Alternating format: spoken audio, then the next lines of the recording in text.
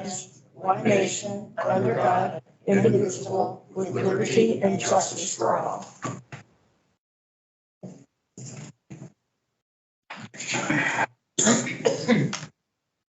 Roll call? Trustee Blower. Yes. Trustee Fisher. Trustee McGurran. Yes. Starting off tonight's meeting, we'll go with community aggregation for public hearing, electric aggregation plan of operation, review of public hearing procedures. First order of business is 2 public hearings regarding the proposed Ross Township electric and natural gas aggregation plans of operation. The first hearing pertains to electric aggregation plans of operation, and the second hearing pertains to the natural gas aggregation plan of operations. The hearings are being held in accordance with Ohio Revised Code section 4928.20 and 4929.26. And the purpose of the hearing is to allow for public comment, recommendations regarding the electric, natural gas aggregation plans of operation. The township has determined to limit oral comments to the hearing to 3 minutes to ensure the orderly presentation of comment. I do not intend to cut anyone off mid-sentence, but at the 3-minute mark, commentators should conclude, and I ask that this time limitation be respected for the benefit of all present here today. I would like to introduce Mr. Dan Dieters with Energy Alliance, who serves as the consultant for Ross Township. Dan? How you doing? You're okay, or let me go right there? Sorry, point of order. You need to entertain the motion so we can kick it off. Sorry. Right. Move for the adoption of motion number 23-169 to open the public hearing. Need a second. Second. Discussion? Roll call. Trustee McGurran. Yes. Trustee Blower. Yes. Yep, sir. Here, okay, or let me go. Podium, please. Okay. That way you're in the camera. Okay.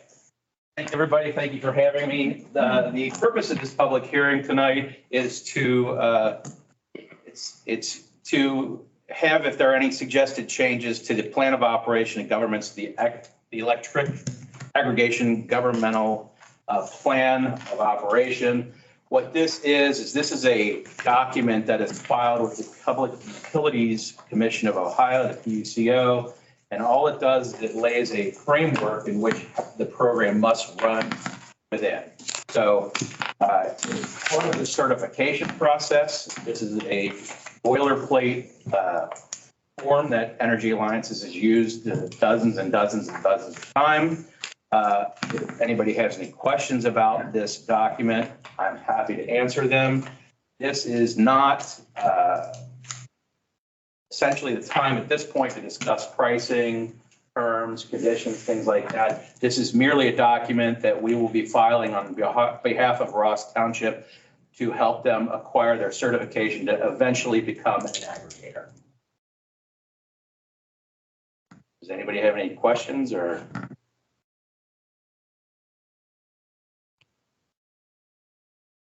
Kind of ignorant. What is that?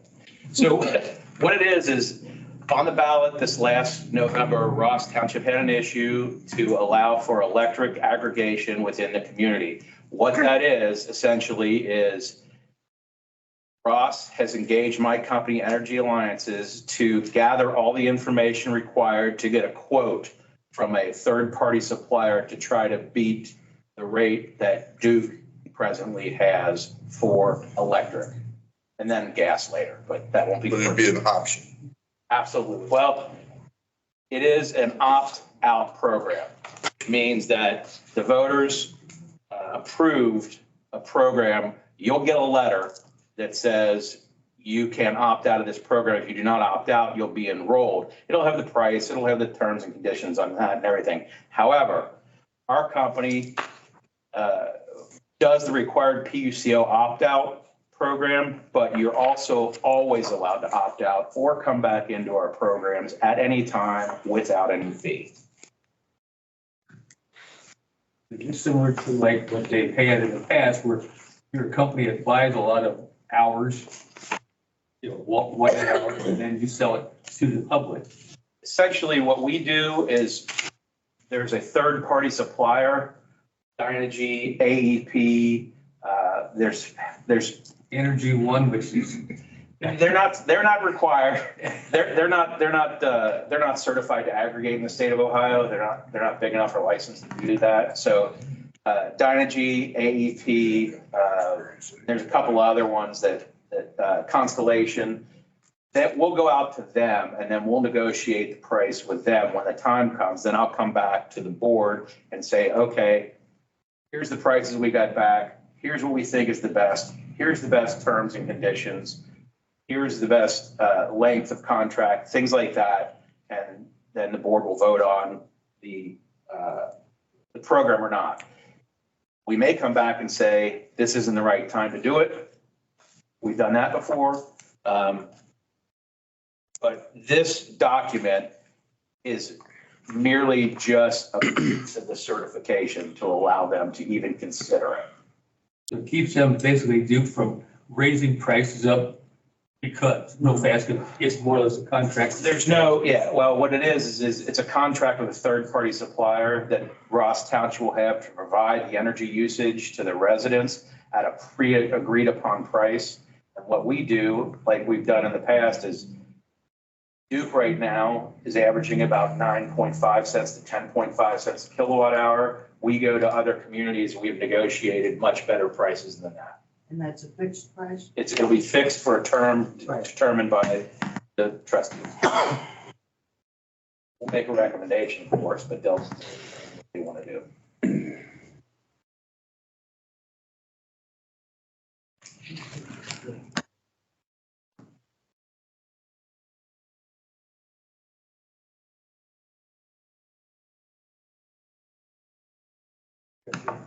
That's it. And if you have any questions, you can call the council tomorrow. They'll give you my number. And I can speak with anybody directly if they have any further questions regarding that. I have a question. Okay? I get letters every day. Yeah, those are called scams. Yeah, right. And I've called up over the years and say the price is 8.5. Duke apparently puts a surcharge on that to get a carrier. And sometimes when a surcharge is up, it's either higher or I'm saving a half cent or a penny. And So it ends up not to be worth. there's two boxes. There's two boxes. One says distribution on your bill, and that is 3.9 cents kilowatt hour, give or take. And then there'll be the generation charge, which is what we can help control.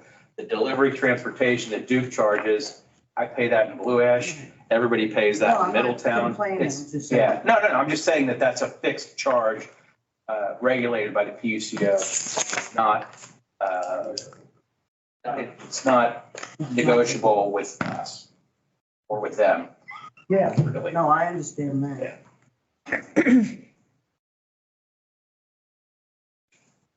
Does anyone else have any questions on the electric part of this program? At 6:15 will be the natural gas part of it, and we can't start that due to the Ohio rules until exactly 6:15. We have about 7 minutes till we can do so. I'm gonna just jump ahead here. A recognition. They're not here. Can we do that? I told them to be here at 6:30. Okay, then we'll just, I'm sorry. There's a motion to close the electric Okay, hearing. let's close that and then we'll just wait. I didn't know that the other young ladies and gentlemen were coming. Move to the adoption of motion number 23-170 to close the hearing. Need a second. Discussion. Roll call, please. Trustee McGurran? Yes. Trustee Blower? Yes. Okay. And we got about 6 minutes. Open and close.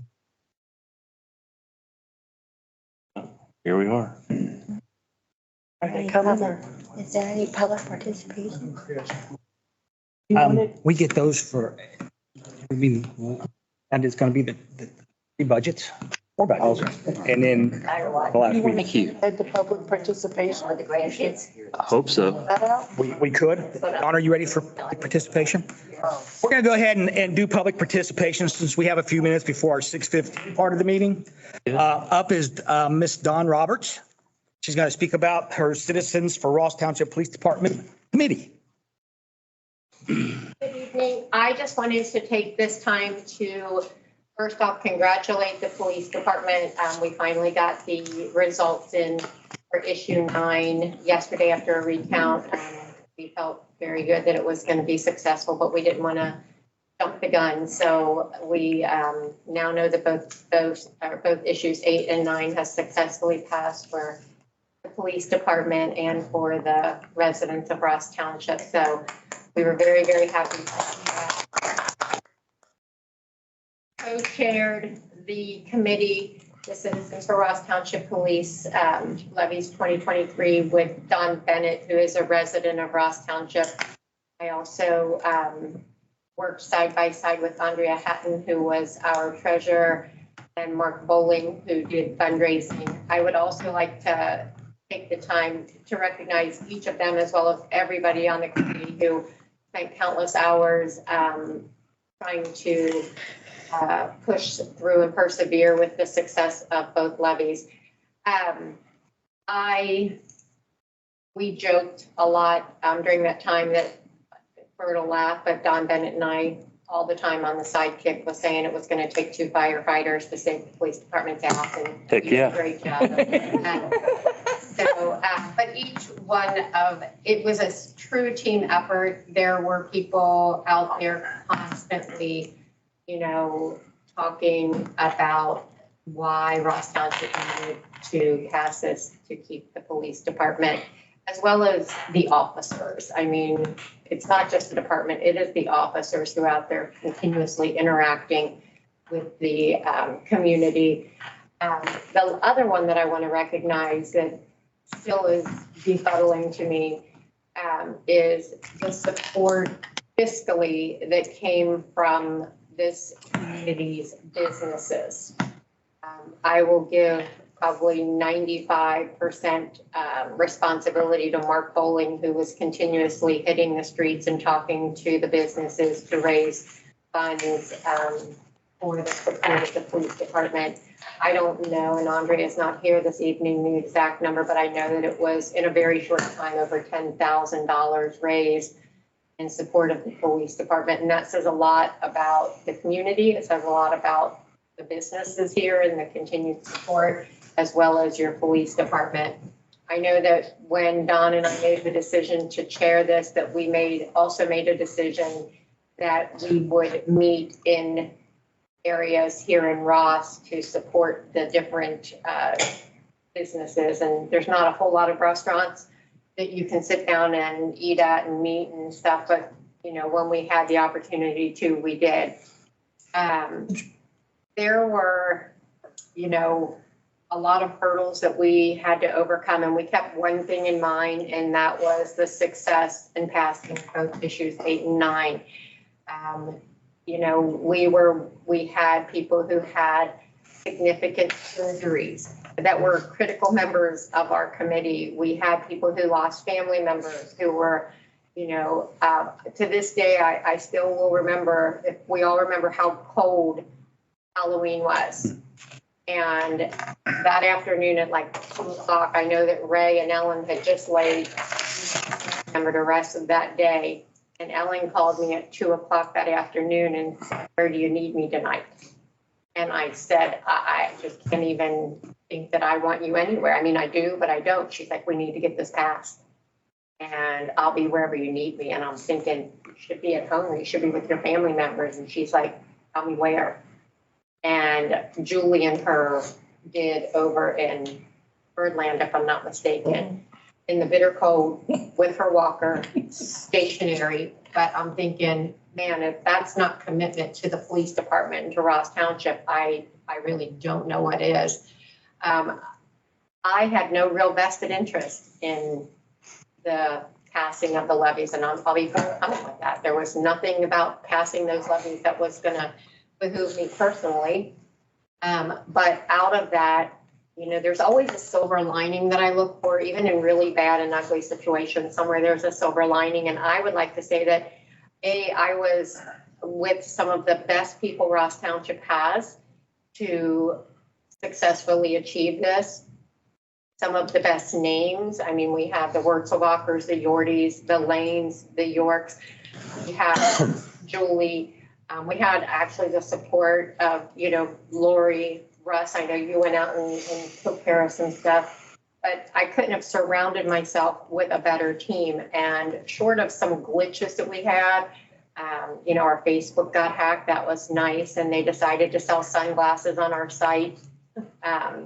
Some really quirky little glitchy things that we had to fix. But for the most part, our commitment that we made was that we were going to be honest, we were going to be forthcoming, we were going to provide accurate and timely information. And I think without a doubt, we did that. We answered tough questions when we were asked. We hit the pavement. I would say 95%. I don't have the exact number on that either. Bert might, but I mean, every officer with the exception of, maybe one was out there. I know there were father-daughter times between officers out putting up signs, husband and wives. I laughed when we said we had blood, sweat, and tears. Andrea's husband whacked himself in the head and had to go get stitches and was bleeding all over. Poor Terry Rogers, every time she signed up for something, she would come bundled up and it would be hot and she's dying in her hoodie, there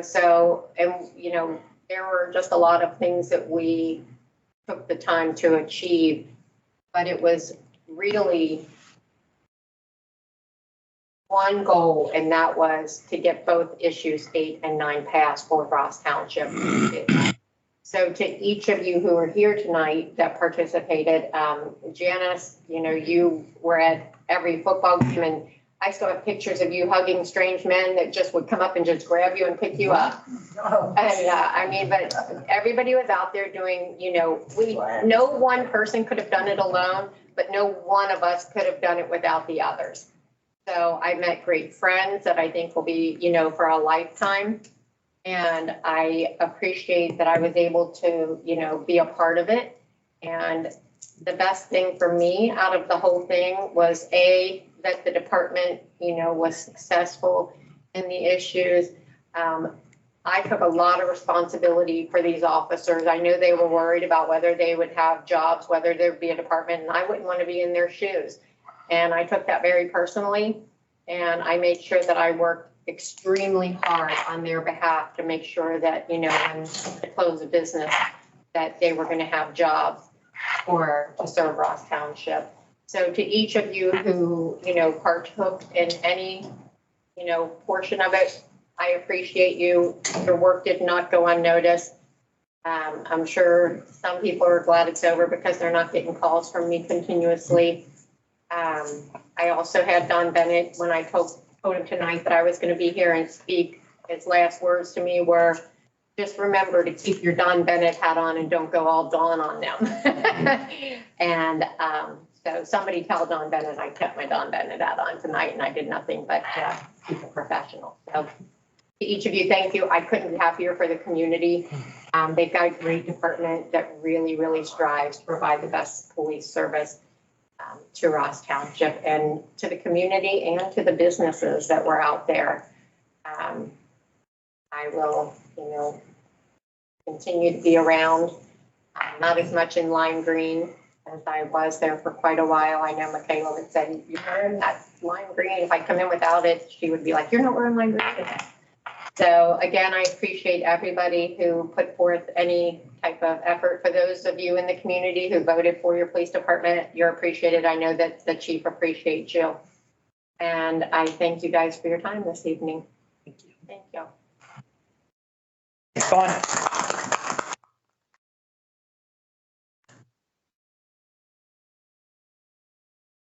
And we're going to move on to the natural gas aggregation plan of operation. Now, review for public hearing procedure, which I've already done. Move for the adoption of motion number 23-171 to open the public hearing. I need a second. Second? Discussion? Roll call. Trustee McGurran. Yes. Trustee Blower. Yes. Floor's back to you, sir. Okay, this is the exact same thing, except for the gas portion of the program. There are two different issues. We have to file two different certifications, one for electric, one for gas. Essentially, is not much difference in the both documents. And we talked about it a little bit before. I'm happy to answer any questions now.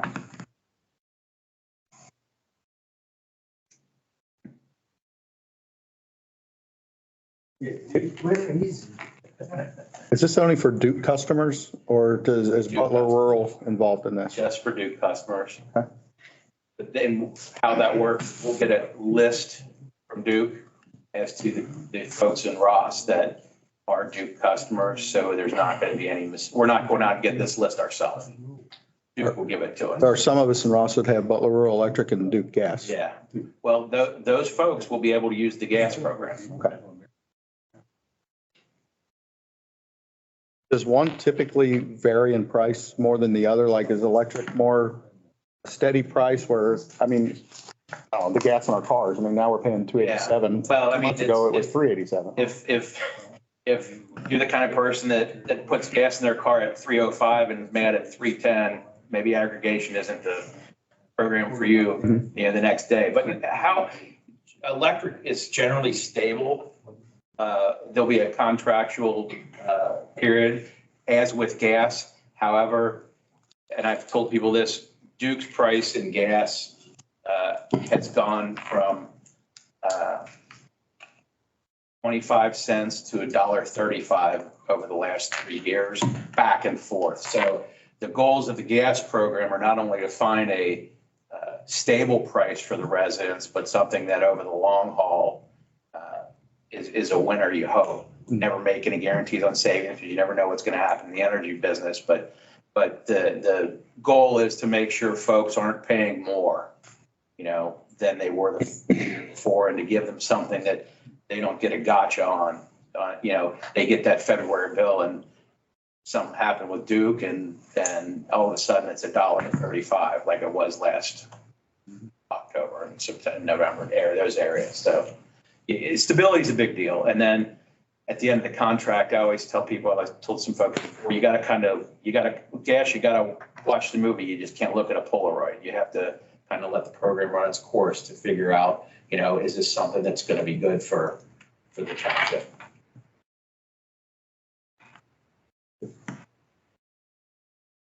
Do you have any questions from the public, proponents, opponents, or neutral? Anybody? Okay, we'll go ahead and close this part of the meeting.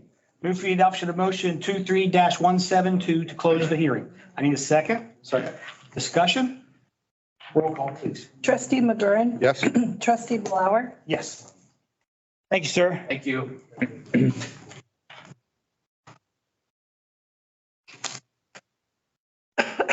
Now we have a recognition. Chief Miller, would you like to, you don't have it, do you have it in front of you, the offer names? Yeah. Would you like to read it? Yeah, I'd like to invite some fine young men and women up to the front. They formed this little company called the Main Squeeze, and they did a little fundraiser. I believe it's the second year, but if Brooke and Dominic Rumpke can come up, Ryan, me and Megan, Bailey. You guys want to enter? Come on up here. You guys want to introduce yourself? I'm Mia. I'm Brooke Rumpke. I'm Dominic Rumpke. Ryan Bailey. Megan's not here. Where's she at? She has strap. Oh, that's not good. Aww. So Ryan, could you kind of tell the folks what you guys have done? We basically set up a lemonade stand. Like we just had the idea one day after school, and then we finally put it together. And the first one that we did, we raised money for the Animal Adoption Foundation. I think we made like $600, and then this year we decided to do it to the Ross Township Fire Department, and then that money went towards smoke detectors and stuff like that. So what these guys do, they get together, correct me if I'm wrong, in the spring, and they sit down as a group and decide what they want to do and what funds that what organizations they're going to fund. So they live in my neighborhood, Marion Estates, by the way. And so they dropped the flyer off to my house and it was covered up. And I was going to cheat and look, but I didn't. But they get together in the spring, decide on a date, decide what they're going to do. And this year they decided to have a date when my granddaughter was at my house. So I'm sure that boosted their profits up for about 30%. But all in all, I think they raised $772. And I told the kids that we would pay it forward. So what we did, we took that money and Terry and I were just talking about it earlier. We provide smoke detectors for any low-income family, any seniors call, we go put them up for them. But what we did with this $772, we bought a combination CO smoke detector. And what's really neat about this, it's got a digital readout for your CO. A lot of times we go to houses that have a CO alarm and we have to put the house back in a configuration so we can get a reading. First thing people do is raise their windows up and the CO goes away. But with these detectors, we're able to recall just exactly how much CO that they had in their house at a given time. So this is what you guys have raised money for. So it's going to go to a lot of good for a lot of people. I appreciate you. So I like to do you guys a challenge point. You got to keep those in your pocket at all time. Okay. Whoop, I'm sorry. Can you give that to Megan? Yeah. All right. Thank you guys. I appreciate you. Yeah, thank you. Up here. You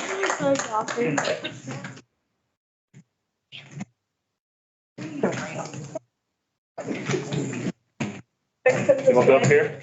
Find the flag. All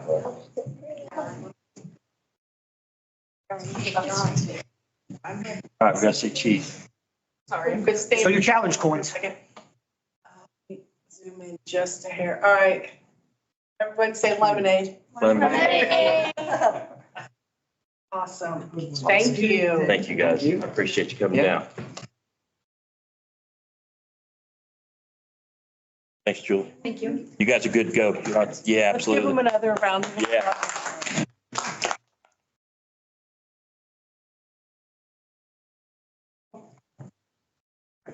I'm sure you guys got homework, right? Take care.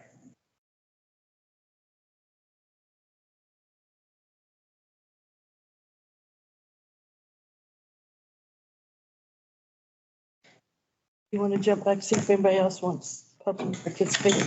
Sure, we can do that. Is there anybody else for public participation tonight? Hearing none, we'll move on to procedural actions. Move for the adoption of motion number 23-173 to dispense with the reading of the minutes from the November 2nd, 2023 regular meeting, the November 16th, 2023 work session, the November 28th, 2023 special meeting, and November 29th, 2023 special meeting. I need a second. Second? Discussion? Roll call. Trustee McGurran. Yes. Trustee Blower. Yes. Move for the adoption of motion number 23-174 to approve the minutes of the November 2nd, 2023 regular meeting. Need a second? Second? Roll call? Trustee McGurran. Yes. Trustee Blower. Yes. Move for the adoption of motion number 23-175 to approve the minutes of the November 16th, 2023 work session. Need a second? Second? Roll call? Trustee McGurran. Yes. Trustee Blower. Yes. Move for the adoption of motion number 23-176 to approve the minutes of the November 28th, 2023 special meeting. Need a second? Second? Roll call? Trustee McGurran. Yes. Trustee Blower. Yes. Move for the adoption of motion 23-177 to approve the minutes of the November 29th, 2023 special meeting. Need a second? Second? Roll call? Trustee McGurran. Yes. Trustee Blower. Yes. I'll move on to reports. Fiscal officer. All right. Coming around for you to review and sign would be the certification of purchase orders issued and checks written since the last meeting. I have in front of you a series of reports. The one with the blue heading is the receipt export since our last regular meeting. And I have one item kind of highlighted on it, and that is the receipt of $300 for use of the shoot house from Norse Tactical. So I just wanted to let you know that we are starting to receive funds from that source. I also have management reports for you that would include a revenue summary and a fund summary as of November 30th. Then there's the appropriation status report, keeping in mind that we're 92% through the year. I think overall we're holding the line on spending to the best of our ability. And that report is also through November 30th. Coming around for you to look at is a bank reconciliation for November. There was an error on the part of First Financial. They shorted a deposit by 11 cents. That has been since corrected today, but it was not received in time for the November reconciliation. So you'll notice that there's a notation here that we do have an adjusting factor of 11 cents, and that will be rectified coming up here once I start a December bank reconciliation. And then finally, for President Lauer to sign is the credit card attestation for October. There's on there. And before I move on to discuss legislation, as you know, we are in the process of changing healthcare carriers. We're going from Medical Mutual to Aetna. And we have a rather lengthy contract that we have to sign. One of the questions on this contract is whether we are covering domestic partnerships. That is something that is actually silent in our current policy. Our current policy refers to dependents, marital partners, but it doesn't actually define the term domestic partnerships. Up until now, I do not believe we have covered a domestic partnership, but for the purposes of this contract, we have to just say whether we're going to cover opposite sex, same sex, none, or both.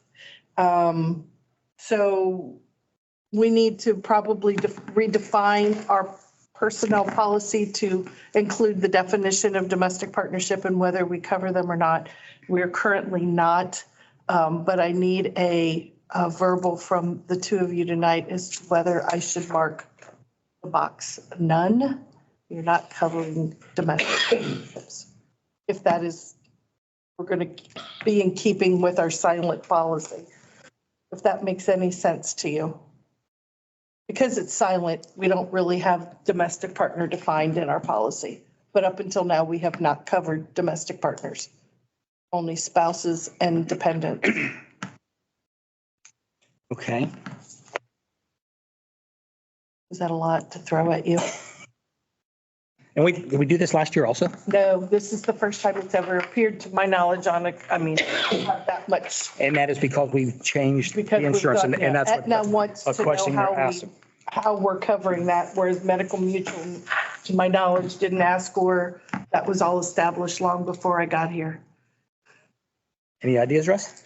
I think we should discuss that a little bit Okay. about, I don't know, when you talk about, I guess, a domestic partnership, is that somebody, I don't mean to offend anybody, but is that somebody that's lived together for a week, a month? Well, I think that's why we've I not. think we need to define that a little bit before we say yes or no to anything.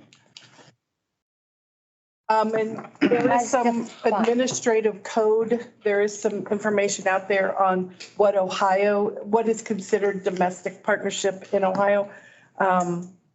I also had a thought that maybe we reach out to Dawn and ask her for maybe some legal advice as to what that means. When I first read it yesterday, my first thought was spouse. And then as I was driving home, I thought, no, that's not what it's asking. It's asking the partner is somebody they're not married. So we are currently covering anyone in that situation.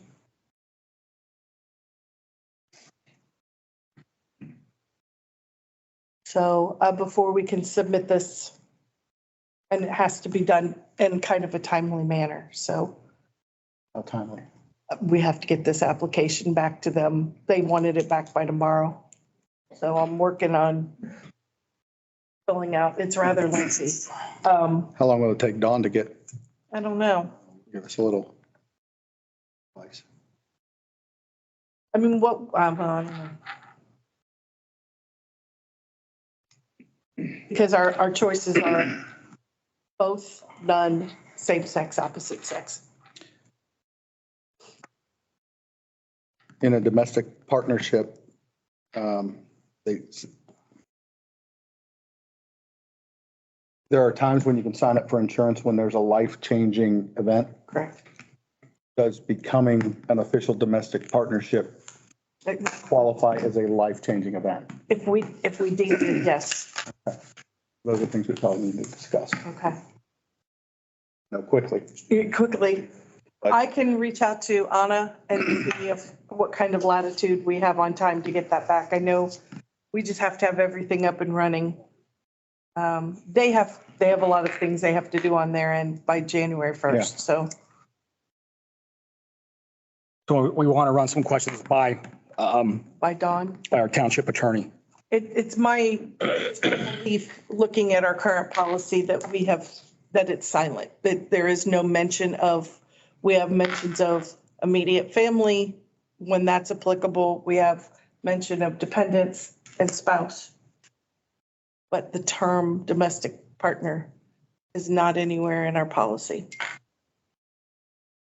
Okay, and once you speak with her, will this require a resolution? No, at this point, if I know what we're going to do, I can mark the appropriate box and move it on, and then we can redefine that going forward in our Okay. policy. You asked her how the state of Ohio defines a domestic partnership.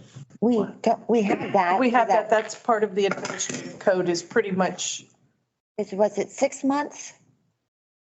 That's the length of time?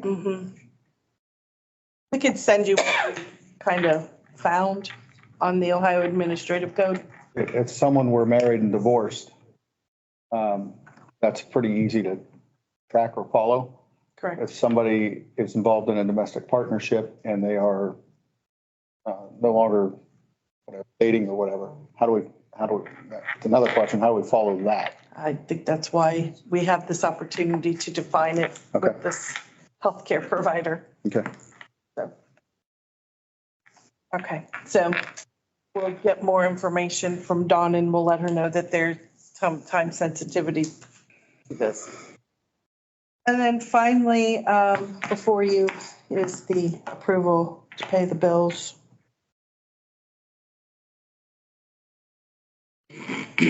Move to the adoption of motion 23-178 to pay the bills as presented through the fiscal officer certification purchase orders. I need a second. Second.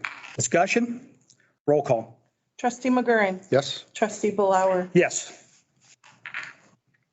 Move on to administration. Lori?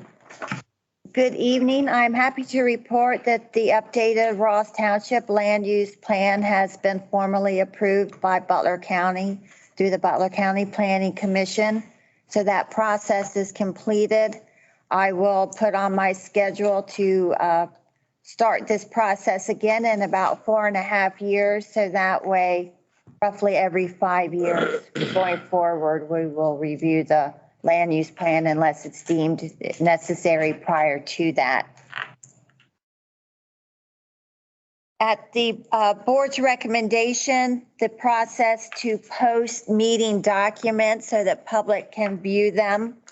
I'm working with our website people to have a location to post them. I believe it's already in place, just kind of testing it. So going forward, if someone brings their phone or a tablet, you should be able to see most of the documents that are being discussed during the meeting. In your packet is information from our current IT consultant. I wanted to make you aware that going into 2024, he has let me know he is increasing his rates 82%.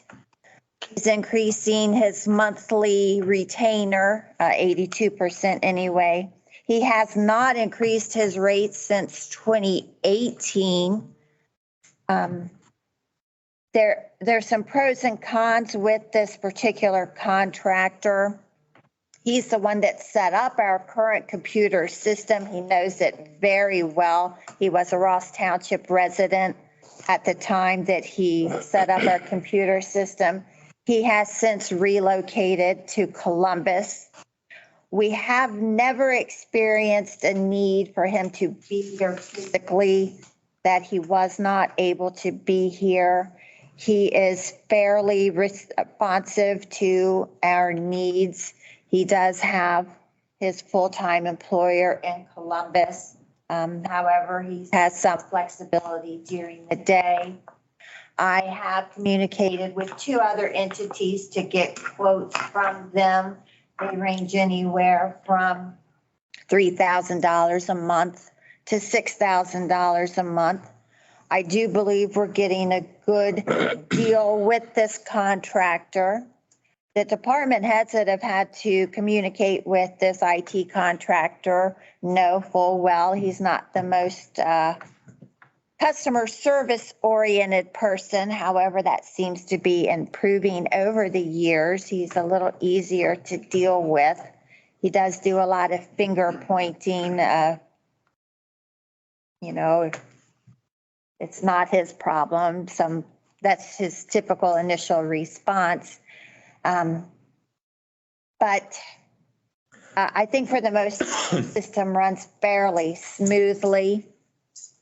I would entertain moving to a different IT contractor, but my recommendation would be that it be more than a one-man show. That's what we've got now. If something were happen to this, he says he does have a backup that we could use that's closer in the event of emergency, but I would recommend only changing if it were someone that, being an IT contractor, is what they do as a living. So if we have an emergency, they respond during a regular business day, that they're not a one-man show.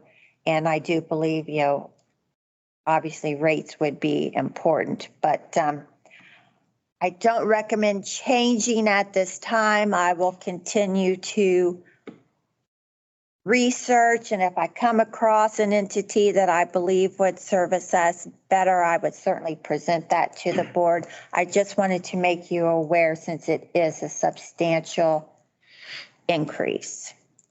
But once again, he's not increased his rate since 2018. Go ahead. When is this contract up? We are pretty much month to month. The contract that we currently have with him is if we went to part ways, I believe we're supposed to give him a 60-day notice. If he wants to part ways with us, the same. So it's not yearly. Okay. So recommendation at this time is we'll stick with him while you shop. Yes. Okay.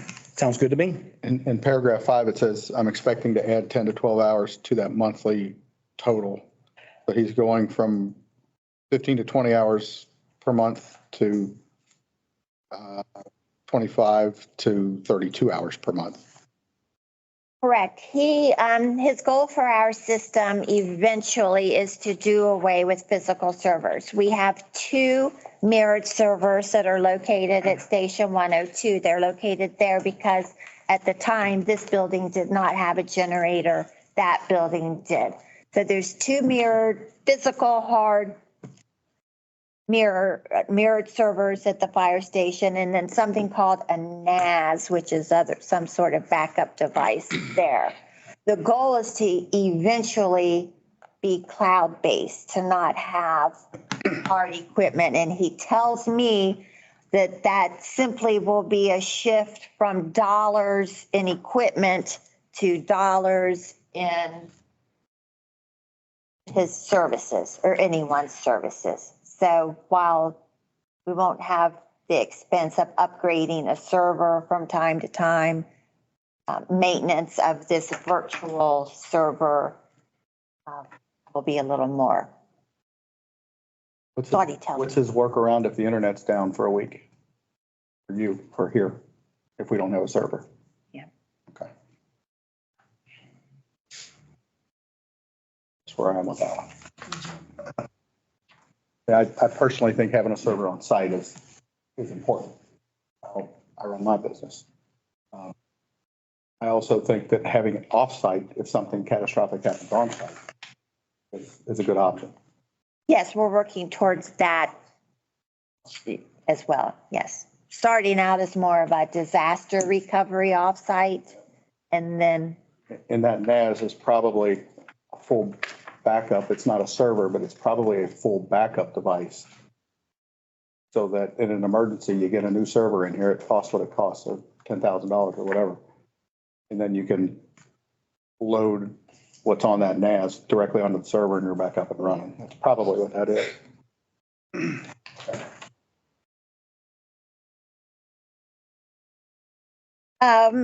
Not on the agenda is, the road superintendent, Paul Bullock, was up on our roof. Actually, he was tending to some cracks, I believe, on the ramp and went up on the roof, and he had some questions regarding the new roof. I emailed you all earlier, so I wouldn't be hitting you I got it. off guard. So there are no gutter guards on the new gutters. Paul pointed out the gutters were installed pretty much after the leaves had all fallen, but there's already a fair amount of leaves in the gutters. So should we pursue getting gutter guards on the new gutters? I believe so. So we don't have a leaf backup because it's just a terrible flow up direction. The whole large roof comes towards the front of the building, makes a 90, goes across the front of the parking or the garage area, then makes a 45 and then downspouts out. So the last time it was just covered up with screen and it was still getting under there. I have, when you're up there, was there an additional downspout across the parking area? There's 2 or 3 of them, yeah. They did run 2 or 3. I haven't been up there due to the weather and work. I think. So we should be dissipating the water off that area faster. Because we had spoke about that, of how they were going to get rid of the water from the large area across the parking area. And because there's little or no grade at all, but apparently they did. And It just comes out of the gutter that far and goes. oh, they didn't run it completely across the concrete? Okay. No. I thought, I didn't know what was there before. If there's 2 of them that just dump it right onto the parking garage. and when I was up there under construction, I did talk to him that if they could get it away at any point, he's seen fit, that we could run the rest out with some black corrugated pipe and try to secure it somehow up there. We can do that. Get the water going. Yeah, I think we can entertain some bidding on the covers Okay, to stop the damming. okay. You guys are comfortable with doing We can put the tile up there, yeah. That's no big deal. the gutter, the screening or something? No, not, I can't, I don't know. I don't know if you can buy gutter guards or if you have to have companies do them. I would, I think you should go back to burning. I will shoot him another email to see if he handles that, or he could recommend somebody, because I believe they subbed the gutter out because it's seamless. So somebody had to come out and make it right here on site. But I'll shoot them an email. Which probably means it's a large gutter, so. 6 inch? 6 inch box, yeah. Gutter. One question I had on is up there though, I noticed there's a lot of bubbles in that roll roofing they put on top of it. It looks like air bubbles, but I mean, they're big and there's a bunch of them. I don't know if that goes away when it gets hot enough and the sun hits it, if that's normal. I don't know. I think it needs to be looked at or at least addressed. Yes, that came in Lori's email, and I'll swing by their office tomorrow and talk with him Okay. on my way through town. It may be something, again, needs some good sunshine, and it was a massive roll. Right. So it may have to do some expanding, contracting. They did something by the anchors where they actually used a magnet. I was watching it and he explained it, still don't understand it. They used the magnet, it chirped, then they moved it and another device went on over the top of where what they call the puck that holds the insulation down. Okay. So I'll get with him, see what he says. Okay. And Paul also wanted to know if it's okay to walk on the new roof. There was Sorry, what? 10 of them up there walking around every day I was up Yeah, there. that's what, I mean, if we was to have to clean the gutters out, I wanted to know if we were. I'll confirm that with him too. Just walk. I'm sure from what I've seen in their other job that they've done, they had air conditioning units up on the roof. People got to get up there and service those and all that. But I will confirm that question with him also when I see him tomorrow. They had a truck up there, so I can't imagine that we. No, Oh, no. We're talking the material type, No. not the driving part.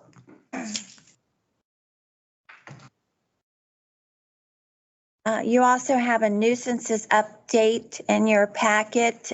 Big news that came in after I printed this, though.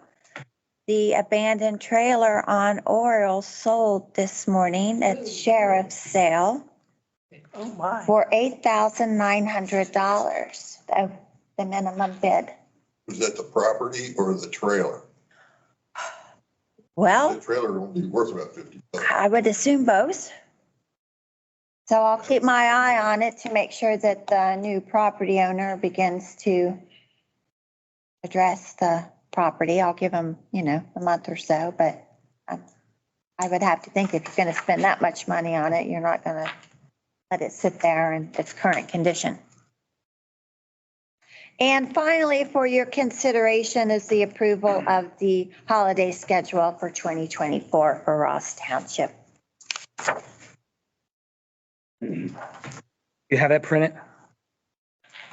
It's in the resolution. It's attached to the resolution, which I have in my hand. You don't have yet. Anything change? No, I don't believe we had any holidays that fall on a weekend or. Okay. Nothing new.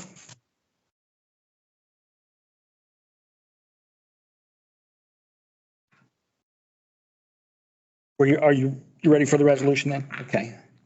Move for the adoption of resolution number 2023-061, establishing the 2024 Ross Township holiday schedule. I need a second. Second. Discussion? Roll call.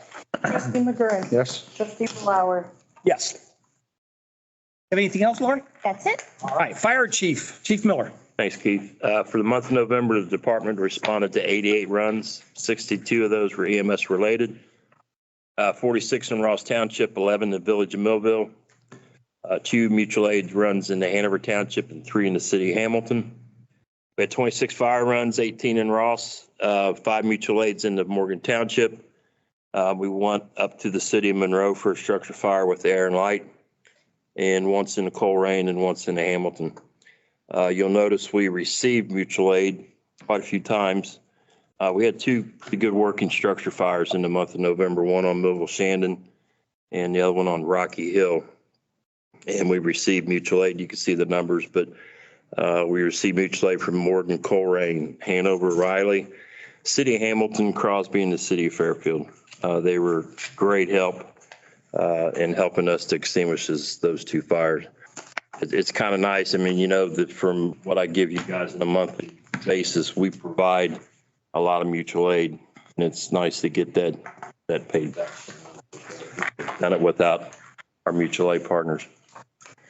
Last thing I got for you is Lieutenant Rob Embry applied for Class 24 of the Ohio Fire Executive Program, which starts in June of 2024. Rob was selected out of 24. I think there were 60 some applicants, and Rob will be one of 24 officers trying to achieve his Ohio Fire Executive, which would be a big deal and a big boost for him for his career here at Ross Township. And I think Rob will be the 6th person that we've put through the OFE. So it's paid off. So congratulations to Rob. And he'll be done in June of 2026. So he's got a long road ahead of him. So that's all I have for you. Thank you, Chief. Road Department, Mr. Bulak. The Black Road Culvert project is done. Everything went smoothly, except for the grant that I applied for, it was a long shot. It was an emergency infrastructure grant. They said it's not caused by an emergency. So, but they did direct me into a couple of funding avenues that I'm pursuing for it. So I'll keep you updated when I get somewhere with one of them. And the only other thing I have is the Butler County planning meeting, which is every January. We have a meeting with them. Basically, they tell us any projects they're gonna do in Ross Township on their roads. And, you know, we talk with them about our needs, their needs for the township for the year. So Lori and I will be there for sure. We don't have a date. That's why I'm bringing it up. They want to know some availability in January. If anybody from the board wants to go with us. It's usually at 9:30 in the mornings. It doesn't last maybe 45 minutes. So.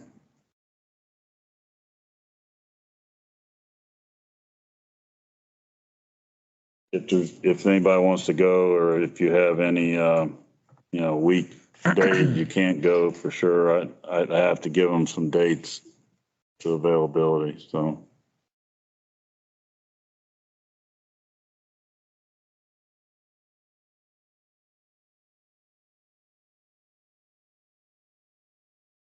I know it's during the day. I know you guys are both working. If you just if you just want Lori and I to go, that's fine. We will both be at work. We'll leave it up to you and Lori to take care of it. Okay. Mr. Young here, if he would want to go, or Dave. He probably can't hear him. Ray's chiming in with him. Yes. Okay, Paul's aware. That's all I got. Thanks, Paul. Moving on to the police department, Chief Burton Roberts. Thank you. For the month of November, our statistics were, we had a total of 466 total monthly activities. Of those activities, we went to 17 auto accidents, had 2 breaking and enterings, 10 domestics, 2 of them were drug activity related, 3 mental/EDP, 1 OBI, I had 1 suicide, 1 sex offense, 17 suspicious vehicles, and 172 others. We did 111 business checks, 45 vacation checks, 11 extra details. We had 32 incidents, 24 citations, 16 warnings, arrested 12 adults and 0 juveniles for the month. So hopefully at the next meeting that we will have our statistics for the entire year just to see where we are compared to previous years. So that's the statistics for the month of November. I also wanted to thank everybody for I wrote this down so I didn't forget, and I know Dawn mentioned obviously several people that were involved. I do want to thank the committee that was involved with making or helping with the levy passing. Obviously the residents, the police department, our officers are very thrilled that everything passed and we're moving forward in a positive direction, and we'll continue to provide the services it's expected of their police department and the community, which they so rightfully deserve. But I definitely want to thank Don Bennett, Dawn, Mark Bowling, Andrea, who was the official committee for the levy, but also a special thank you to Ellen Yorty, Julie Joyce Smith, Barb and Jerry Hilbert, Janice Adler, Randy Lane, Ray Wurzenbacher, Dan York. I'm sure there's several people that I have forgotten. I mean, there was so many stories to the point. Dawn had mentioned this was truly a team effort between the Ross Township officers and their spouses that came out. The township president supported us, putting signs in the yard, coming out and speaking on behalf of us. And truly, thank you, everybody. The fundraising, the shirts, the signs, I mean, everything. This was, once again, Ross Township, thank you for coming out and supporting us. Especially the second levy that was passed. I know everybody was concerned about the increase with the evaluations and stuff like that, and things still passed. So thank you. That's all I can say, speaking on behalf of the department. So thank you very much. Make a comment on the sign, if you don't mind. Am I allowed to do that? Go ahead. We have the signs, the small yard signs from the previous levy, and I think one of the things that most states the dedication to the Ross Township Police Department is we did not go out knocking, asking to put yard signs out. We did put it on our Facebook page that if somebody wanted a sign, that we would be happy to provide it for them. We had, I believe, 125 signs back there, and of the corrugated cardboard signs, and all 125 of them were requested. to the fact that the morning of the voting at 4 o'clock in the morning was out pulling signs from people's yards so that we would have some to put up at the actual voting. Oh, trust me, yours wasn't the only one that got yanked. I'm lucky, like I said, I didn't get shot. It was like 4 a.m. and I'm just out in the yard taking time, so. But I think that says a lot, is that we did not knock door to door and ask people to sign up. Every one of them was requested. Thank you. Continuing on a sad note or reality note, full-time officers Tim Baird and Seth Profit have decided that they were going to go elsewhere. One is going to be going to the village of Gulf Manor and the other one is going to be going to the village of Glendale. I think Seth's last day is at the end of December, and I believe Tim is going to be sometime towards the middle of December. I don't have an exact date.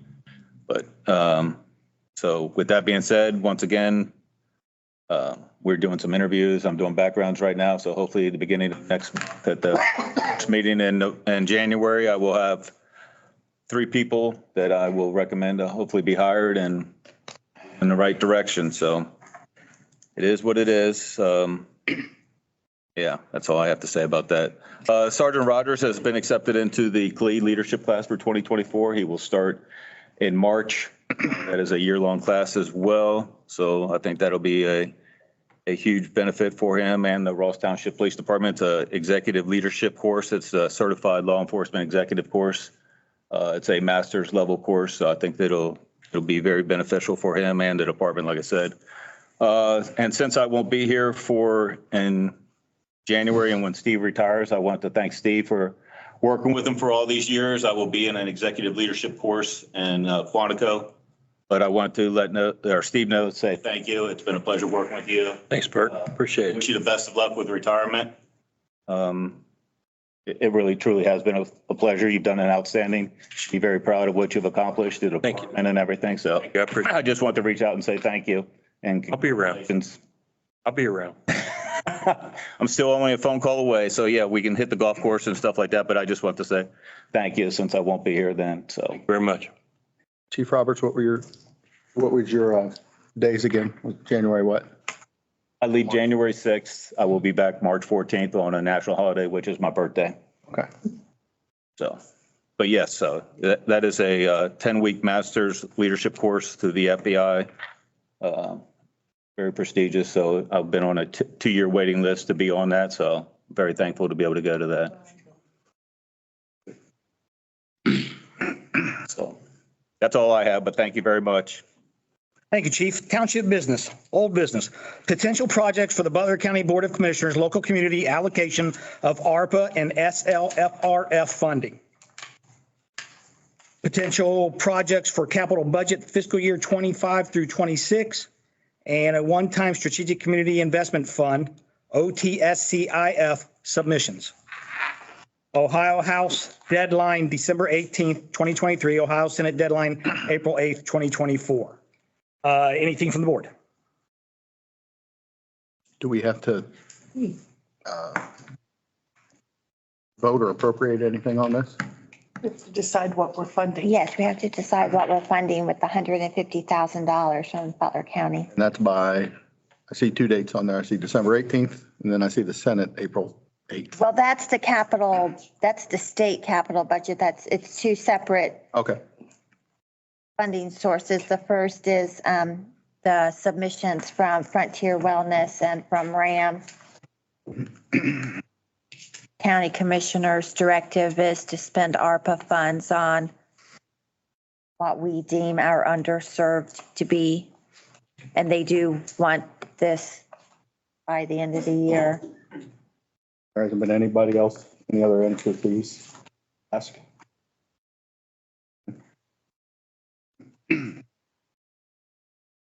One of them is a business, for-profit business.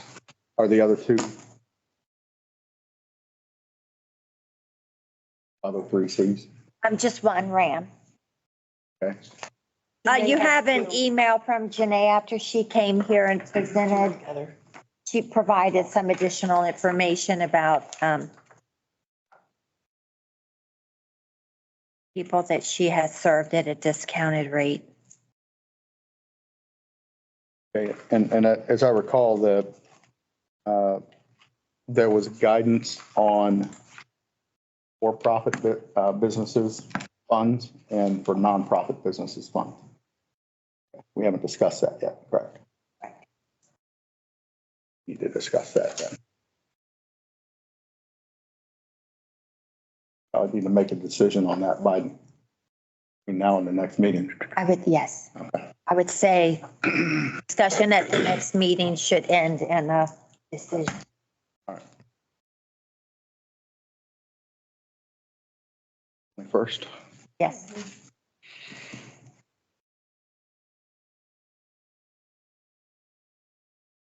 Something you want to.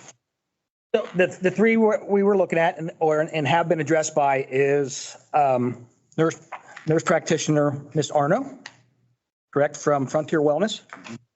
Ross and Morgan Ministries, other known as RAM. And the Ross Community Foundation are those, no? Just two. Just two? Just Frontier Wellness and RAM. Okay. And we'll need a decision to send to the commissioners no later than our work session in 2 weeks, correct? Correct. Okay.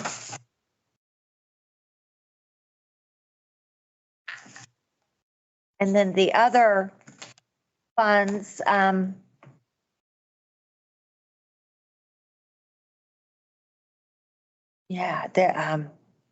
guidance on what these can fund I provided at the previous work session. It seems to be more parks and trails and that type of projects are what they like to fund with those monies. We do have to commit a portion to the project.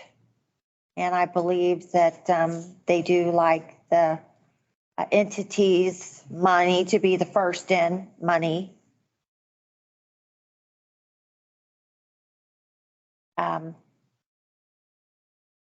And yes, there's two different deadlines. If we wanted to work with Representative Gross, then her deadline, getting the information, the submission to her would be December 18th. If we wanted to work with our senator, then the deadline would be April 8th. Has Jennifer contacted you at all about that? No, I reached out to her office for guidance and I got a very generic response with really no guidance at all.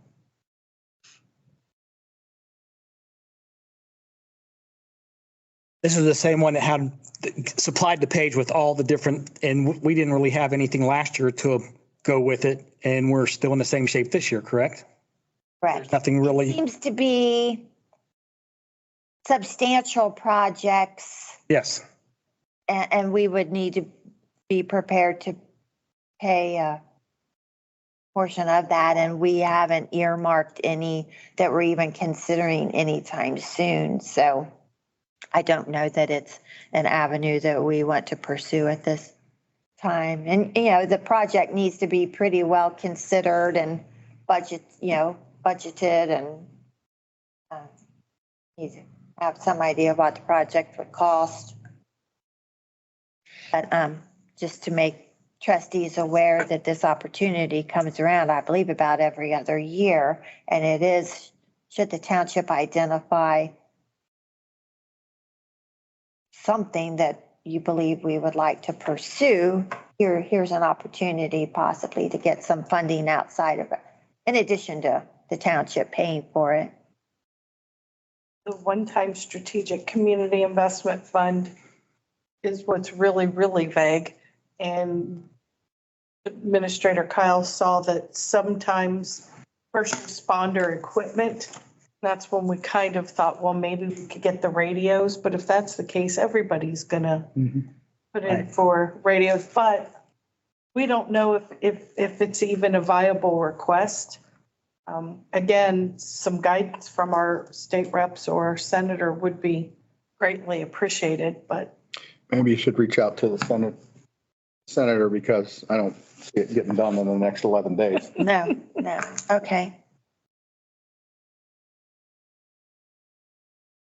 It was a pretty substantial amount of skin in the game township has to have to be able to get anything. If it was $1 million project, we have to do half. Something. It was a lot. No. It ranged from 10 to 20%. So to do, a project that we weren't planning on would probably not be wise, but something that we foresee is going to definitely be a need at some point, Like the radios. like the radios. Yeah. Yeah, I'll reach out, see if I can get some more guidance. Anything further from the board with old business? Nope. Moving on to new purpose in response to state issue 2. Move for the adoption of resolution number 2023-062 to prohibit adult use cannabis operators within the unincorporated area of Ross Township. I need a second. Second. Discussion? Roll call. Trustee McGurran. Yes. Trustee Blower. Yes. Is there anything from the board on new business? Announcements, none from the administration, anything from the board. Correspondence, nothing from the administration, anything from the board. Topics for the work session, next work session, 2024 budget approval. Legislative action might be necessary. Continue discussion on potential projects of Butler County Board of Commissioners, local community allocation of ARPA and FRF funding. Continue discussion on potential projects for capital budget fiscal year 2025 through 2026 and one-time strategic community investment fund submission. Anything from the board? I would like to amend our purchase order policy. I was reviewing it and it's That would be part of the the- finance, but I want to get the purchase order portion kind of, not the whole fiscal policy, just the purchase order section. Because we approve all fiscal policies at the Okay. beginning of the year. Okay, then never mind, we'll just push it to the first year.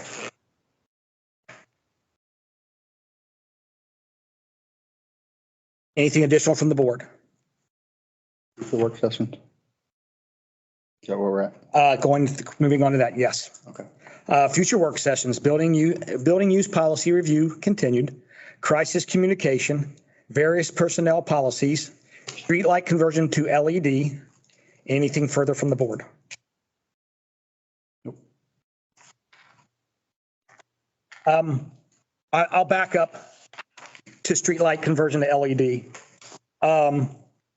2 years back, trustee Tom Wilsey brought it up that we needed to look into the streetlights that are in Ross Township.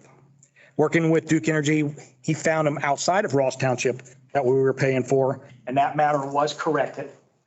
It also came up of changing the incandescent style lighting to LED, which is more cost efficient. And we have a price of replacing all of them, which is up around, was it around $20,000? And what I would like to talk about at the next work session, as those lights burn out or are damaged due to weather, car crash, whatever, and the pole come down, we'll be speaking about replacing them with LED at that time versus taking over 20 grand out of the fund, the general fund to replace all the LED lights at one time, which I don't feel is needed due to the cost savings between LED and incandescent at this time, but we'll speak about that further and get a motion on that. I'll back up to one thing when you're done. Go ahead. The resolution 2023-062 about the adult use cannabis operators, that is in line with a resolution that was in 2021. I think it was 2021-024, where Ross Township already had whatever that was prohibited. This is adding to it. And before that resolution was made, I did check with all of the precincts with the Butler County Board of Elections to find out what Ross Township voters voted for, whether across the board in the 7 precincts, if it was for or against issue 2. And Ross Township was against issue 2. Had Ross Township been for issue 2, there would have been, at least in my mind, some more consideration for that, but that's what led to that decision, just so that you know where that came from. This is just for businesses, to prevent businesses, correct? Yep. City of Hamilton and Fairfield and Westchester. Westchester's also passed the same thing. Yep. How about Oxford? I don't know. You can go there and get you some. I think Oxford does have a store in 27. Yeah, they got 2 of them. Town. I gotta drive all the way to Oxford. Or 7 miles, 7 miles also got a dispensary. Goes my retirement jig. That was a joke, by the way. Anything further from the board for future work sessions? We good? We're on. Take action?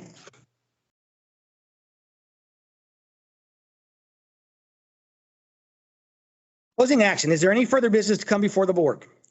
Nope. Move for the adoption of motion 23-179 to adjourn the meeting. I need a second. Second. Roll call? Trustee McGurran. Yes. Trustee Blower. Yes. December 21st at 6 PM will be our next work session. And our next regular business meeting will be January 4th, 2024. 6 PM. Thank you all for coming.